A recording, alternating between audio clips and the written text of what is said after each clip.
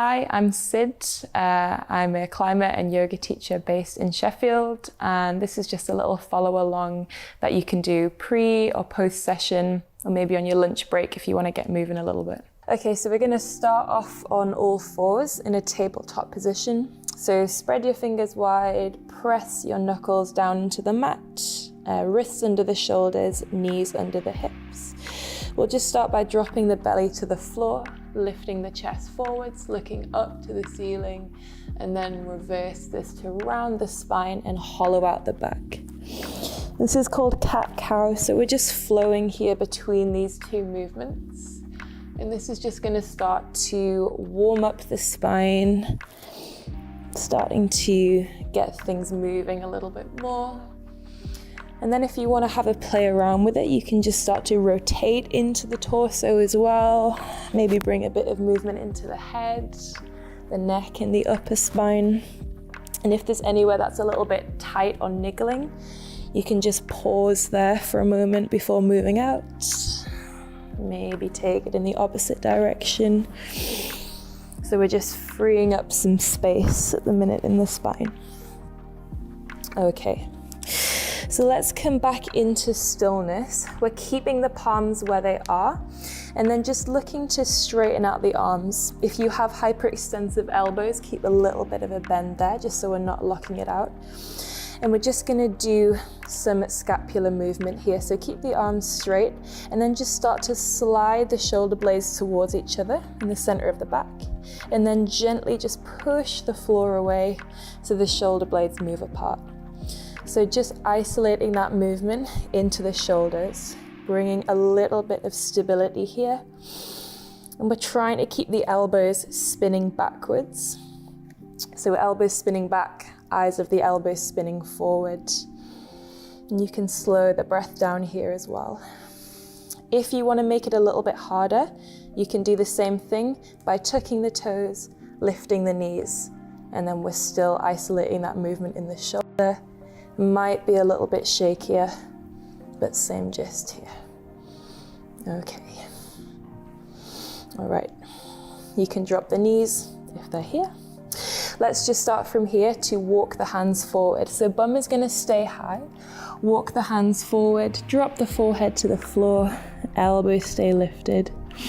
So we moved a little bit into the shoulders, and now we're just taking a moment to relax. Open them out slightly, not to the point where we're going to lose that stability, but just so we're getting that gentle release, and it feels quite nice just to breathe into this for a moment. Okay, as you breathe out, let's just start to walk the hands back in. We'll tuck the toes underneath at the back of the mat and look for a downward facing dog. So again, keep the hands where they are, gently raise the knees, lift the hips, keep a little bit of a bend in your legs, and try and press your chest back towards your thighs. Shoulders rolling away from the ears, so we don't want to be hunched up like this. We're looking for length through the spine, through the arms, maybe pedal here into the legs just a little bit. If you have some tightness in the calves, again, we're just going to release that. Maybe wiggle the hips a little bit. Nod the head, shake the head. Just looking to find that release. Okay, let's keep the feet where they are. Start to walk your hands in now. Really important, again, that we don't lock out the legs. We're not looking to lengthen too much. So just keep some softness. Take hold of your elbows. Let your head hang nice and heavy here. And just take a little sway from side to side. Transfer the weight between the feet. Again, you can roll the shoulders a little bit here. Okay, as you release the elbows, let's place the left hand to the center of the mat, just in front of the feet.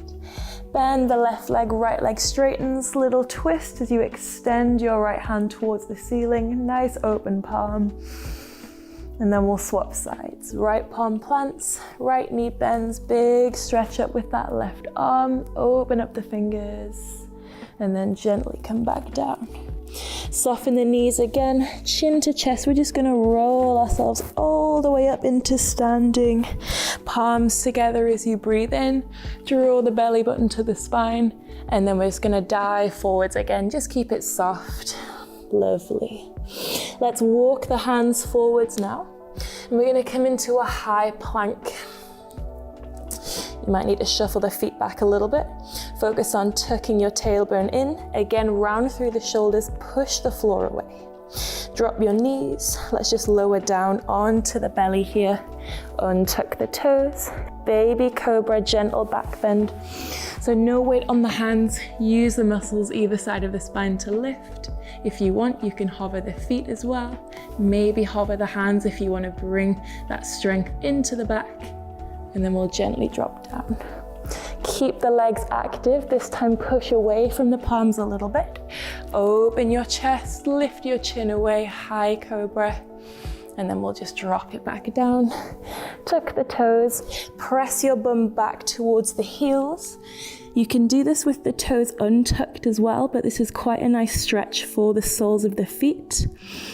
If we're cramming our feet into climbing shoes, which we probably will be doing after this, if this is pre-session, then nice to find that length first. Okay, rock forwards a little bit, lift your hips up, we'll come back into that downward dog.